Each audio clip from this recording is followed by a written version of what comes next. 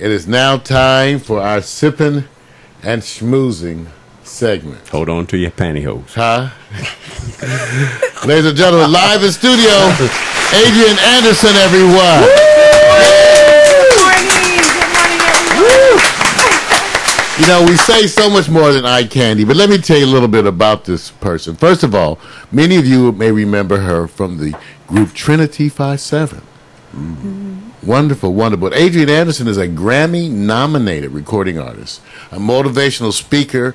She's an image consultant. She is a makeup artist. She is a beauty director and an entrepreneur. Okay, I'm reading from her bio. She first began in the entertainment industry as a professional makeup artist, working for companies such as MTV.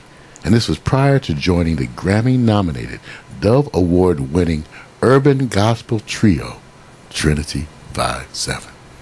For over a decade while with the group, Adrian continued to educate herself and work corporately behind the scenes in the music and beauty industries. While doing so, she developed a speaking ministry focusing primarily on her messages, including encouraging women to dream, build that dream, and become all that God has planned. Wow. And she is challenging new artists to take a more active role in their careers. Hear that? And she's teaching young people how to establish and leave a positive legacy. Once again, our guest, Adrian Anderson. Thank you. Good morning. So what's happening? Oh my goodness, I'm so happy to be here. Thank you for the wonderful introduction, and it's just an honor to be in the brain center. The brain center of it all. I love brilliance. And you know, you bringing some stuff. You know, right. You guys, it's impressive because not just again what she's done as an artist, because that's where I'm familiar. I have some of the products, so I've listened, and it's certainly wonderful, and really even for that being recognized, you know. Thank you. But as if that wasn't enough, I didn't know about all these other things that this woman has done, and that's why it's so much an artist, advocate, and educator. But take a look. Hey, tell us. I want to make sure I pronounce it. Halo 2 or Halo 2? Halo 2 Beauty. Tell us about your ventures, you entrepreneur, and what you've got going on. Okay, well, you know, because I actually started behind the scenes in the industry as a makeup artist, I got to see things from a different perspective. So, you know, being behind the camera and then a few years later being in front of the camera, my education was different.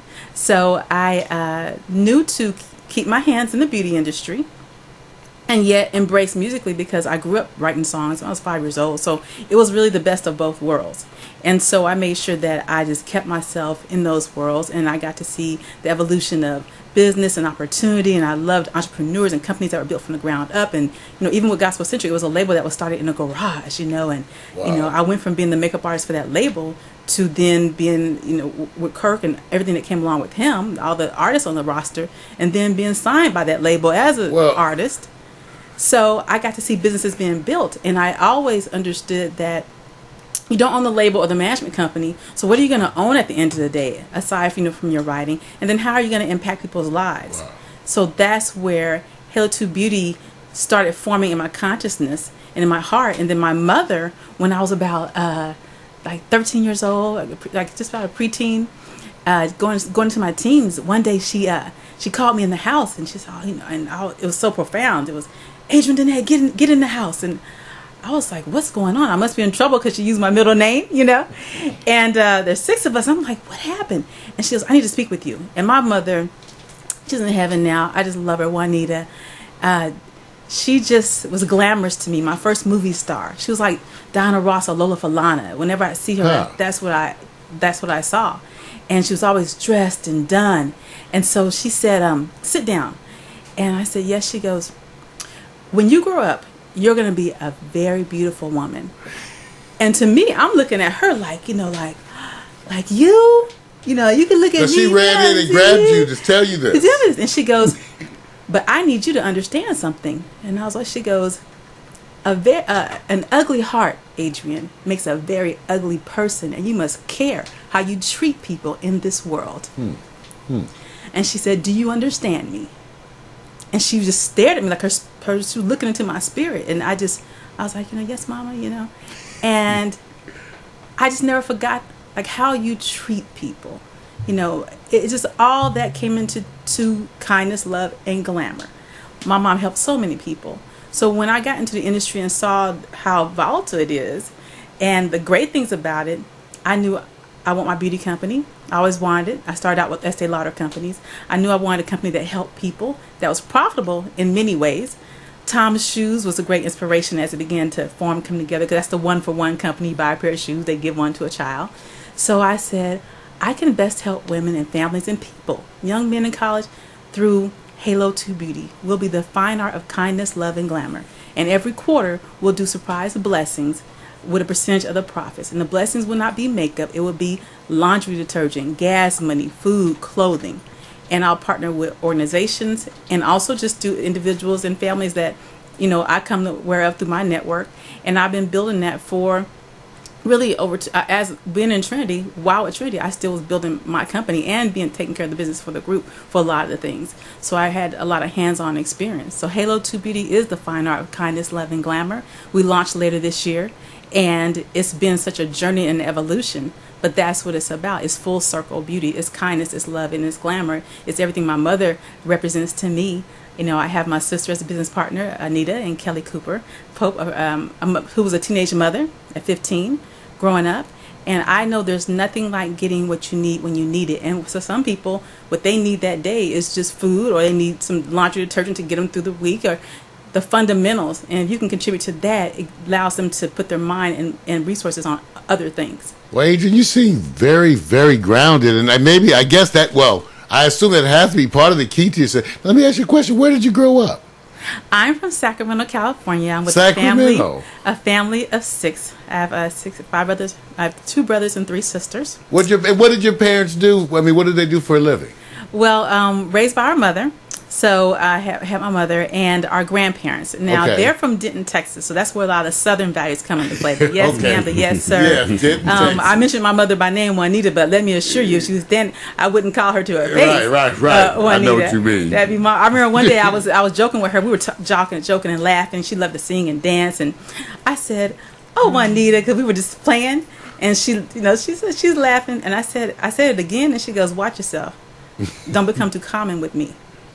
And so she'll, even in the midst of having fun, she'll check you if you get a little too comfortable. So just that's where that upbringing comes from. My grandmother's 90. She'll be 92 this year. And she still does Saturday House, which is every second Saturday. She goes out into the street and gets people and says, free clothes, free furniture, free place. Do you need something? They have a house. They put all the inventory in and tend to people. So really, you know, from my grandmother taking us when we were growing up, when we were in Denton, Texas, driving around in the car with her, and she stopped and helped people on the side of the road. And I remember being in the car with her with my siblings, and she'd say, you know, I always remember, there before the grace of God go I. You know, and she was, it could always be you. And we're thinking, no, you take care of us. It can't be, you know, it can't be us, but we're children.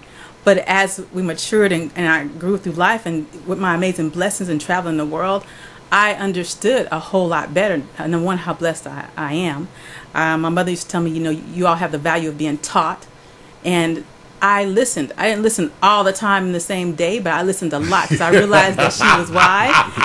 And when I realized, one day she told me, she said, Adrian, you are climbing Fool's Hill, but it's up to me to get you to the other side. I was like, there's another side to life. You know, so those are the things. My grandparents, you know, and my mother just instilled those things. And since I had so much drive in life, you know, I was paying light bills at age 12. You know, Wow. So we had so much drive, and we understood that we had to make it, that it gave me just a little, I think, more maturity early on. My friend Patrice Bone is here from high school. She remembers the things that, you know, I do. So that's where that comes from. It comes from that upbringing. It comes from being grateful, being taught to be grateful, to be thankful, to take, my mom said, take no kindness for granted and grant as much kindness as you can. Now, you don't have to suffer foolishness, you know, to entertain that, but care what you're putting out and be aware of that in life, because, you know, we're only passing through, but everyone, whatever your title, position, everyone will need help at some point in life. So learn to be generous and have compassion. Wow. So then, once again, those examples of grounding. Now, let me just guess. Your music exposure. Church? It was church. It was Jackson's. It was, my mom played Sinatra songs, so I'm familiar with Danny Kaye, the Rat Pack, Bing Crosby, Marvin Gaye, Teddy Pendergrass, Lou Rawls. I mean, she played Lou Rawls a lot. Got to Give It Up in the house was means like, you're going to clean up or you're going to go outside. Because she's, partying and cleaning up the house, and and then my grandmother, because we wouldn't allow to listen to any other music than gospel music. My grandmother in Texas, so we had her, and then our church choir. And I remember asking her to buy certain cereals because on the back of the box, you get different records from different artists. So we get together. You remember that? You peel the record off back. Sure do. So we were like, how are we gonna get some music? We said, oh, Mama Jewel. That's her, Mama Jewel. Mama Jewel, we want this series. So and we get that and get another box. We're like, oh, we got 2 records. So when she'd leave and go to work, we peel it off the box and play it on the record player. So we just had a range of music. Chicago, Air Supply, like. My background, I lived on the military base. My mother listened to music, so I could listen. I could, even country now. There's a lot of country songs that I love. So I loved music, and I loved storytelling, and I loved melody, and so it was very easy for me. I wasn't limited in that capacity. So what about the performing? Now, when did the performing start for you? That started when, certainly. I want to hear, because I want you to tell us how you went got your breaks now, because you came from out of this. Yeah, and started meeting people in a way that kind of snowballed. Absolutely. Well, in Sacramento, I was in groups, growing up. But I could say, about 5 years old, I started writing. I would hear songs in my head, and I'd write. And I'd tell my sister, wake up, we have a concert. We got to go perform. And she's like, we do? We have a concert? So that happened. I'd write poetry, and I was just very artistic. I could paint and draw, and I would get, acknowledgments for my drawings. And so I was just a very artistic, creative child. Okay. I thought my mother was a movie star because she had left us in Texas with my grandparents and went to California, where Hollywood is. So I saw a movie called Lady Sings the Blues. Oh, yeah. And there's a scene where Billy D. Williams reaches out his hand to that's the one all you ladies like. Yes.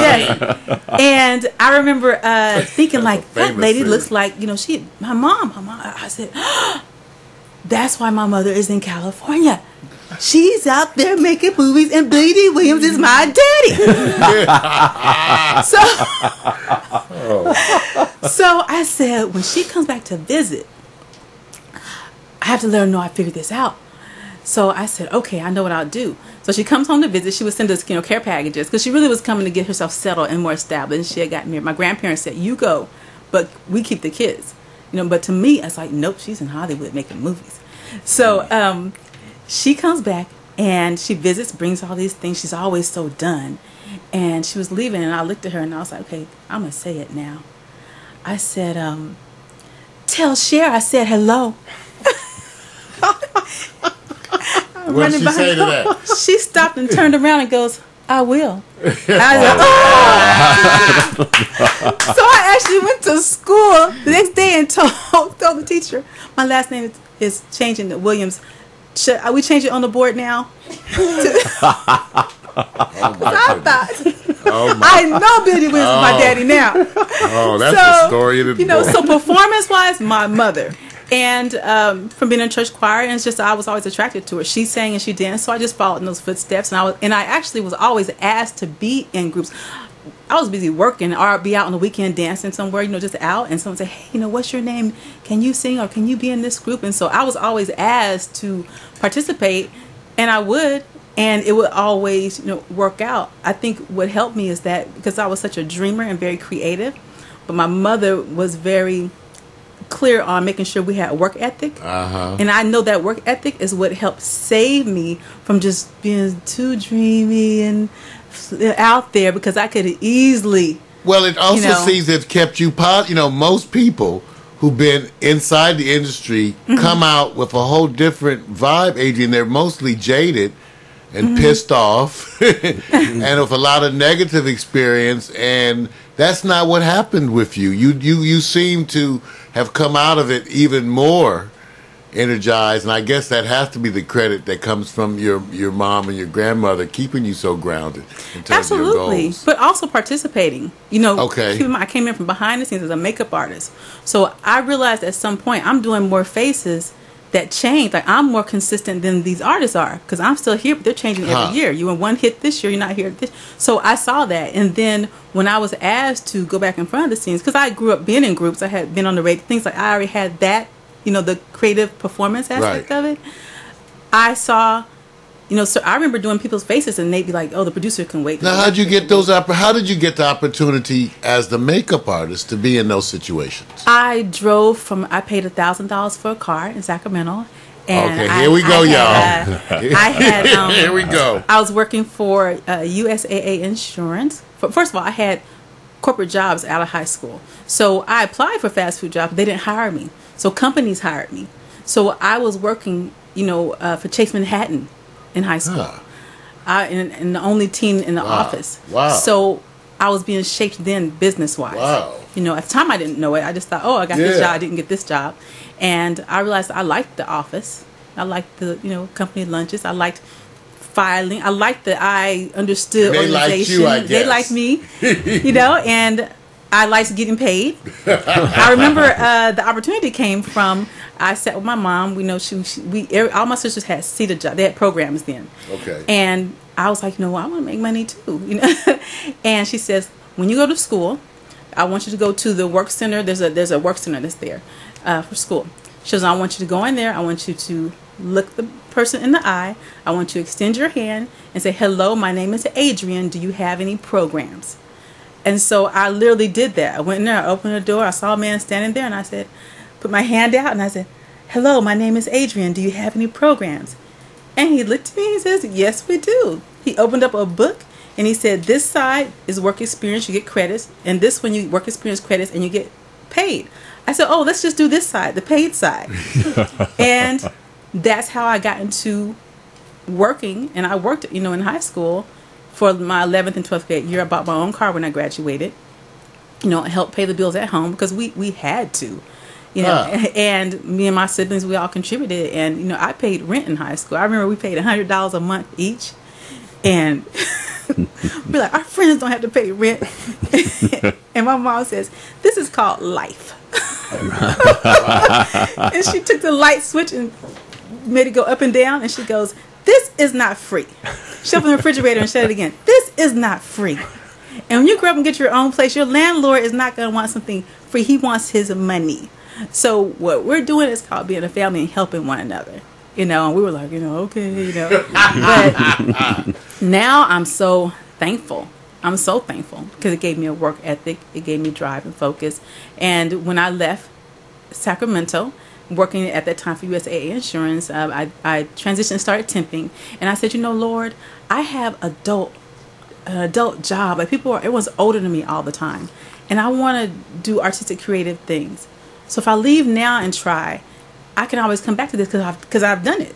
You know, I can work in an office, I can do, but it's things in me I want to experience. You know, I want to write, I want to perform, I want to paint and draw. I want my artistic side.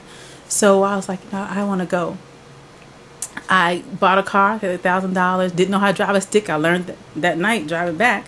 And I moved to Los Angeles, California. I had already been performing in groups, and I moved to LA, but I temped. I became a Kelly girl.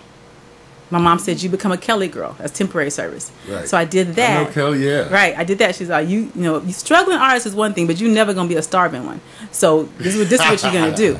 You know, and so I did. I came in on a Friday, and then by that Monday, I was working. And I remember I had a prayer. I said, Lord, if I have to work up to 3 jobs, it's fine. Let me be at the mercy of no man. You know, that meant any human being. Because I saw how LA could be. And I just wanted to work and go for my dreams. I didn't want any drama and chaos and get involved in anybody's anything. And I remember going to the bank to cash one of my checks. It was like $113. And I was like, yeah. You know, and this man, he was very, you know, older. Like, he reminded me of Thurston Howell III from Gilligan's Island. Like, he was older, you know, distinguished. There's a reference. You know, he did. When I saw him, I thought, oh, that man was like Thurston. But I remember him saying to me, young lady, I want you to come to a party on a yacht this evening, tonight. And I had my check in my hand, and I looked at it, I said, oh, no, thank you, thank you. And it was like 15, 16 years ago. And he says, I find it odd that you would turn down such an offer. And I just remember looking at him, and immediately I just said to him, I said, sir, because I don't know what that offer is really going to cost me. You know, and he looked like, how did this girl say this back to me? But that was my mother speaking through. My mom had put some things in me, you know, that I could call forth and rely upon. I knew that every invitation is not the right invitation. And you want to be a risk taker, but you have to be mindful, you know, and be discerning. And sometimes the best answer is no. Well, yeah. So how did you get the make? Now, how did you get the? I was working 3 jobs, and one of those was at Macy's at the Beverly Center makeup counter. I working in jewelry, and then the head of the makeup department said, "Adrian, I need you in cosmetics." And I was like, I worked in fashion jewelry at the time, and I said, "Really?" And so I remember thinking, if she needs me in cosmetics, she must can make money off of me, because you're not going to want me in there. So I said, I want to make money off of me. So I talked to my friend. She goes, Adrian, tell them you want $10 an hour, you accept nothing less. I came back and I said, well, I like to come over, but I have to have $10 an hour. And they said, done. I was like, oh my goodness, I've got the deal. I've just negotiated $10. They said done. So I was able to let go of one of those jobs, not doing 3 jobs. And what were the 3 jobs you were working at the time? I worked at a diagnostic center. Right. I was reception at the diagnostic center, and I also worked at a recording studio, assistant to a producer, and I worked at the mall. So now, what would be your big break? My big break was I was able to quit doing 3 jobs, worked at the mall full time, and people at the counter didn't want to do makeovers, but I loved it. Like I loved makeup, so they'd like send them over to Adrian. She'll do it when the customers would come in. They're like, Adrian loves this stuff, you know. And that's so I started doing it and perfecting it. And I bought this beautiful book by Kevin Aquan. And I said, you know, Lord, I'm going to do everything I can, because I want to be a professional makeup artist. I know if I do my part, you will do your part. And I started studying at night and building. I earned a reputation. And then upgraded to $12 an hour by going to another mall, Westside Pavilion, the Nordstrom's there. And while Robinson's made as a diamond star, then over to Nordstrom's, and while I was in Nordstrom's, a gentleman came by, and I remember this man in a suit, and this is honestly what happened. Guy said, this man's going to speak to you. And I was like, he is? Okay. He goes through the whole story, comes around, he's leaving, and I was like, I thought he was going to speak to me. He gets halfway past the counter, and he turns around, and he says, young lady, I need to speak with you. And I looked, he says, do you do videos? Do you do freelance, whatever? And I said, I do. He says, okay, I have a record label. I need you to come and bring your book. He was giving me your information. And he did. He called like a week later, and I said, hello. He goes, young lady, it's time to make your appointment. Oh, ye have little faith. I have an opportunity for you. I went there, and that was Gospel Centric, the label that had Kirk Franklin, and Stomp had just came out. Whoa! Whoa! Whoa! Wow. And when I went there, you know, makeup artists have books. You know, you have books. Right. I didn't have a book. I made like one the night before, and had my friend come over. I put a sheet behind her and took all these pictures, and I was like, oh, I need a book. And I wanted a nice professional one. And I said, you know, Lord, this book isn't as professional. I get there. A lady's there, Leslie Mack, who's the sister to the president, Vicky Mack Latiad of the label. I didn't know at the time. And she tells me, I don't want to look at a book. If you can do makeup, do my face. And she put out a drawer full of makeup, all these brushes. And I remember thinking, well, this is going to happen because I can do makeup. You know, I went and prayed over my hands, went in there. I did her while she's on the phone. I did the secretary. I just did everyone. And next thing I know, she says, you're hired. And I started doing the videos for the label. And I remember being excited because 2 videos paid what I earned in 2 weeks at the mall. And I was like, oh, that's a job. This is a career. That's the difference. 2 weeks to make this, 2 days to make this. You know, so I was soaring. And I became the makeup artist for that label. They had a few others, but I ended up staying, becoming lead makeup artist, videos, and eventually, because of becoming friends with Adrian Chanel and Trinity, I grew their makeup. I did the roster, Kirkland the Family, Kirkland God's Property, Kirkland New Nation. Whoever came along with the roster, that's what Miss Tremaine Hawkins. I did the roster, and they were looking for a member, and they came over one day and said, we know who we want for our group. I was like, who? Because I knew whoever she is, I'm gonna do her face. Right. And they said, we want you. Now wait. How had they heard you sing, Adrian? They hadn't. We had become. They used to, when we finished doing videos or photo shoots, they would say, "Where are you going? Are you coming to get us from the hotel when we get back?" And I remember thinking, like, no, like we're done working now, because that's what you do. Right. But they was from New Orleans, and they weren't used to the protocols and the structures and of the industry. So they were always asking, "Oh, are you coming to get us? Are you coming?" So one day I said, "You gonna come hang out? You gonna come?" I was like, "No." Like, what? I worked for MTV. Right. I was on a show called The Cut. I did all the North. I freelanced the Northman's in Orange County. So I didn't think. I know the North. You work, girl. I work, and I did the midnight fashion shows in Beverly Hills too. I was doing makeup for that. So I said, you know what? Yes, I'll come get you. Because, they meant it. And I said, if you're sending me 2 friends, Lord, I accept it. So I went and got them. They started hanging out in my apartment. And they wouldn't want to go, like, out and party like people do when they come to L.A. And I thought, they're really interesting. And they wanted to see, like, old music and records that I had. And we talked about music. And we just became friends. And then they went through my photo album and had pictures of me performing in Sacramento. And they said, oh, you used to perform? I said, oh, yeah.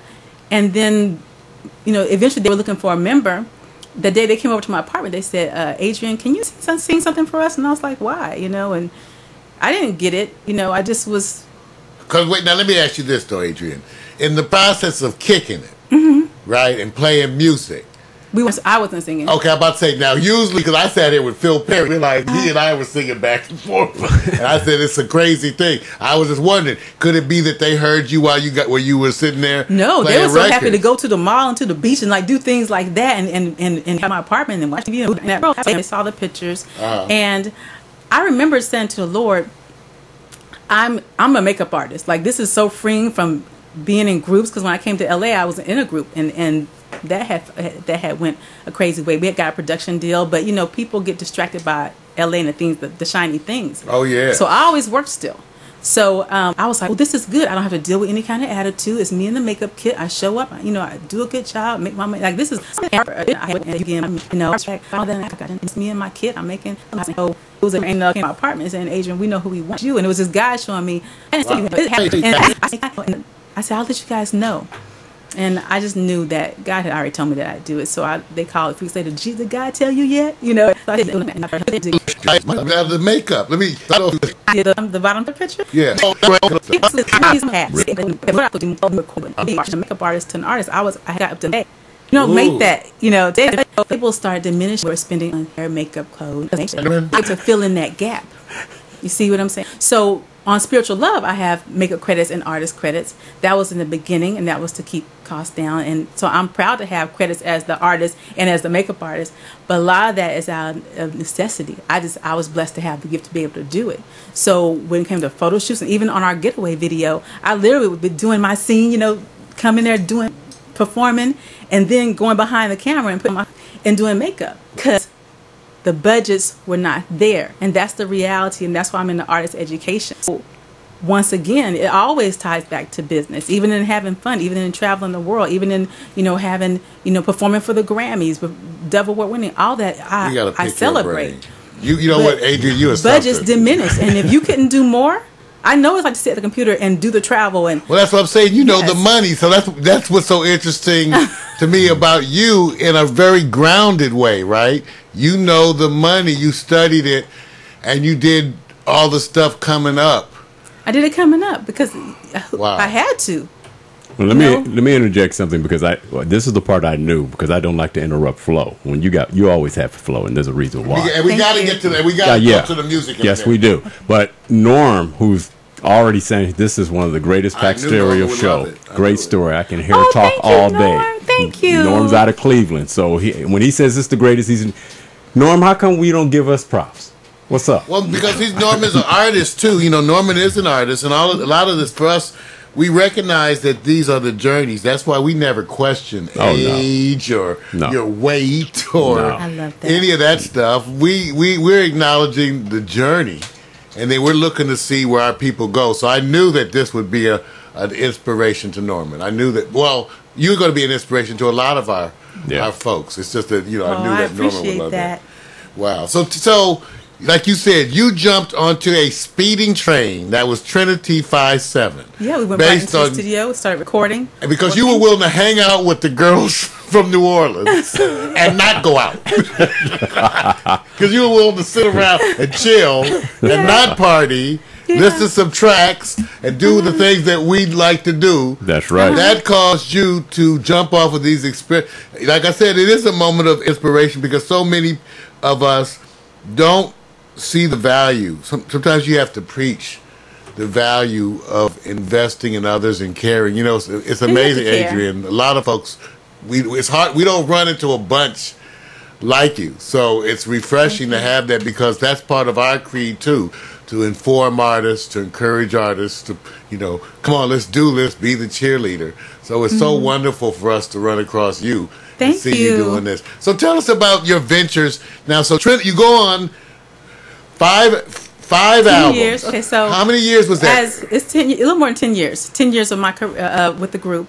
And what happens is, out per record, you learn more. 'Cause keep in mind, coming into it, I was humble in the sense of I'm not going to come in and try to run anything Right. But then you start seeing where the areas of help are and what's needed, and then you're part of this now. Your contract. The label too, because you're not just talking, by the way, as a group. Right. You're talking. You have some ideas about the label, a gospel label, structure, and also management, like how all this works together, and where the artist can be more proactive. Because when you come out the gate with #1 records, I'm so thankful. But if you don't have any background other than that before you really get these hits, and at that time, Kirk was an explosion. And then being in that camp and coming behind that, and Gospel Centric still holds records to this day. Monica Bacon, Vicky Lata, they did an amazing job. So you have that standard that's out there, and the fact that people are needing and loving what's coming out. So you're just moving. You're moving around the world. You're busy. It's just a lot going on. But what happens is because I remember the artists that I did faces for that were no longer around, I looked at different scenarios, and I remember Dr. Bobby Jones had this big retreat. And he said he had people stand up and he said, "Who sings better than me? Who sings better? You all sing better than me." He had these artists stand up. He says, "But I've got the Grammy." And he said, "Because my business is taken care of." And I just never forgot that. No matter how amazing a voice you have, it's the quality of your business.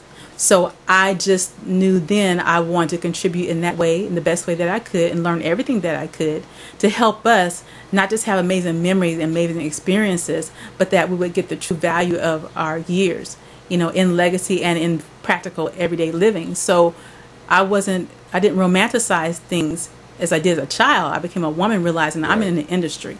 Right. And I just have to do the best that I can. And that was just always my intention, to do the best that I could within the parameters that were given. And I knew eventually I have to, you have to lay a foundation for your future. If you keep thinking that it's just going to be all this fun, you still have to prepare for your future. And I did that. So I would still go help other businesses, help other people in their endeavors. I spoke at women's group at the Dream Center. I look for places to help business-wise and for charity. And I write artist education columns, and I participate. I'm over 10-year member with the Recording Academy. And it's good to show up for the Grammys, not just for the show, but for when they have other things that require you.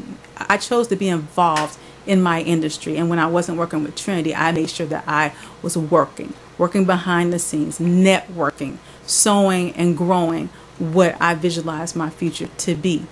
I think it's important to acknowledge that, because so many artists think that when the contract and stuff comes, that's the time they can sort of rejoice and relax. And actually, that's when you have to start working harder now. Now, I believe in the honeymoon stage. You definitely enjoy it. Go get yourself something. Have a lot of fun.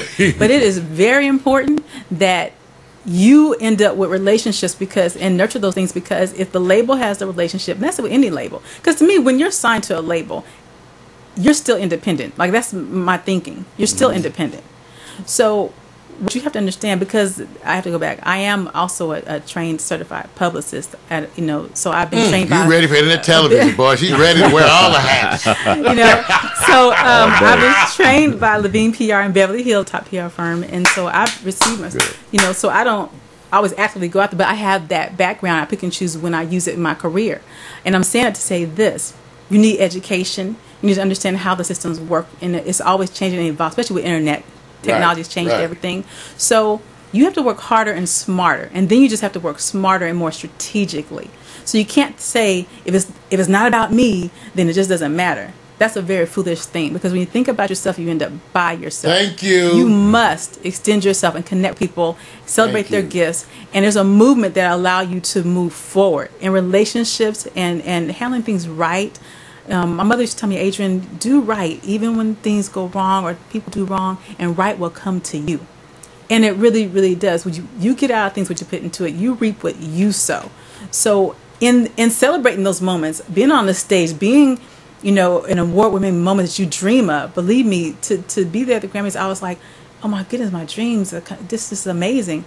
I also knew that when I left, I still had to go paint the wall of my office that I was building, with my business partners, and I knew who was going to do that. So you have to take both the highs and lay the groundwork, and don't think one is less than the other. When you're traveling on a plane to Paris, celebrate that, but you still have a local park in your neighborhood or in a nearby community that you can enjoy as well. You must be able to do both, or that's what causes artists to have breakdowns, because they don't make the relationships. The label has, or management has, the relationships. They've been enjoying the ride, and now they have to stand on their feet that has never been established. And they can't pick up on to call anyone because they haven't connected with anyone. That's why they can't be indie. It's really hard. One of the things that we hear from people all the time is that they can't wear all the hats. And today, more than ever, you have opportunities. So you end up needing to wear the hats, because now you need to try to promote yourself. You need to try to build your brand. Whether you know how to do it, you better go get a book. You better go to the library. But this is why you have to. What's so funny about that is the reason is because what you're used to having, and like I said, coming into it when they had those budgets. I came into it when CDs were selling. Right. So you get used to, okay, this happens this way. But then when technology kicked in and changed all that, then you have to do it. And you find out what you're really made of and who's going to rise to the occasion of really having to do that kind of work. Because some artists are in a fantasy world thinking, okay, well, it'll come back. No, those budgets aren't coming back. Whenever you see people, I would go on Craigslist just to see who they were hiring. Whenever they're hiring hair, makeup, wardrobe people, that they never used to do that, and doing it for a signed artist that you typically would have a budget for, in exchange for you to get credits and maybe a stipend, they're not going to say, oh, no, forget that. We're going to go ahead and hire, and pay these kind of... No, that means that season is over. And that means you have to have your eyes looking elsewhere, because if that's diminishing, what else is diminishing? You have to always, take the time to do that. And so that does require work. But I've never been afraid of work. Well, like you said, right, too, Adrian, when doors close, right, other doors open. And sometimes it's a matter of the perspective, right?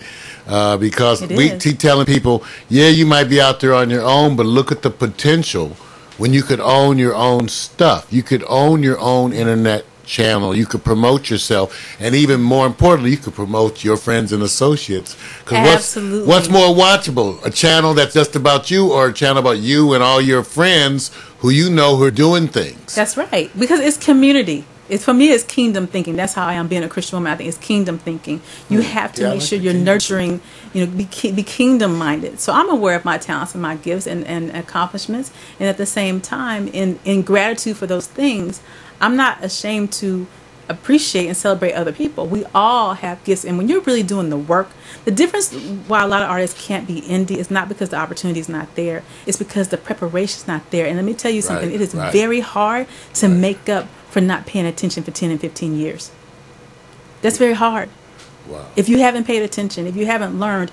I remember at Music World when we went over, and Matthew Knowles was our manager, how when we were done, because they had a campus, so one part was for the rehearsal and one was the corporate office, and I would go between both of them, attending to business, but also I'd go and sit in the office and meet the employees and the interns that were there and speak with them, and sometimes bring them gifts. And I wanted to know, how does all this work and impact my career and my life?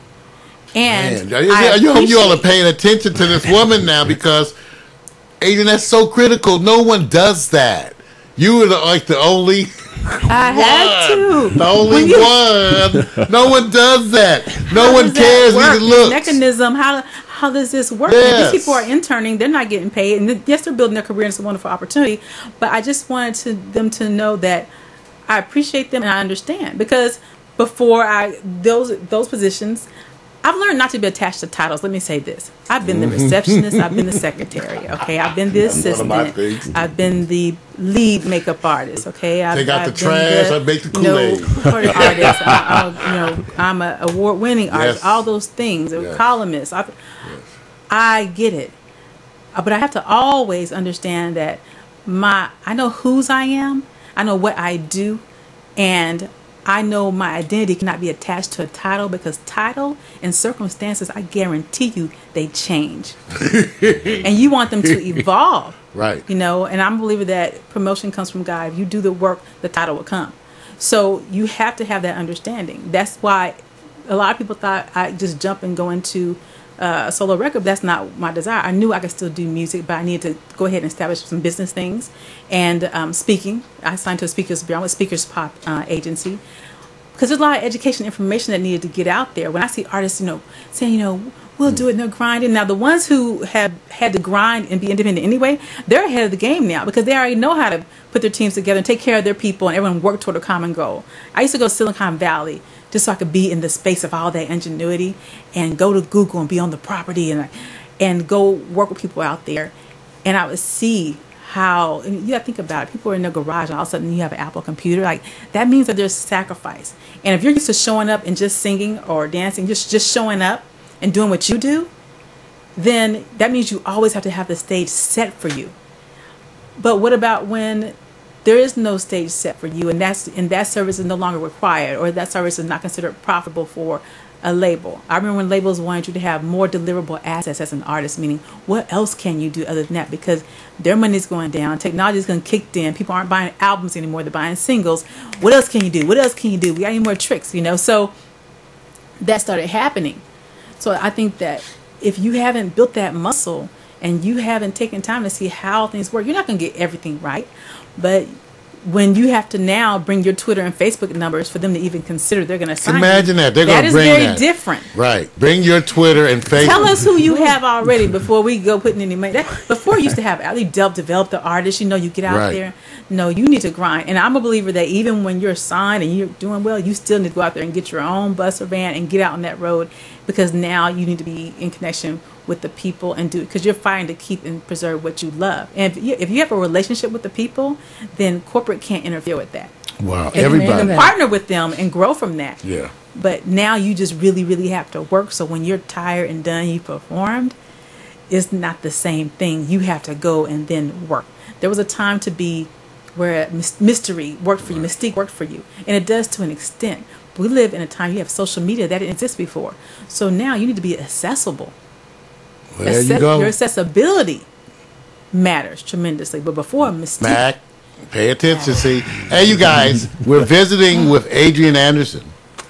And she's making a lot of the points, too, that many of those of you who listen to me have heard me preach these same things over and over again. And Adrian's a wonderful ambassador for that. Now, I got to take one moment, because things that she says are so dear to my heart.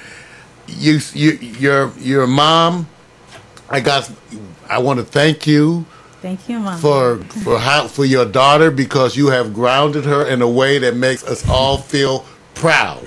And the things and so much of the sayings, it reminds me of my father had 1,000 sayings, and my mother too. Yes, and so I too, yes. I get it. And just like I've always told people here at Pack Stereo, we try to be excellent. We search for excellence. We don't worry about where the money's coming from. That's right. We first try to be excellent, because when you're excellent, you always get paid. That's right. You always get paid when you're excellent. That's right. So I want to thank your mom, because I'm so moved, and I can feel her energy too, and how she's got you grounded. And you're a wonderful example of what you need to get ahead. Now we got to play some two things. We running on.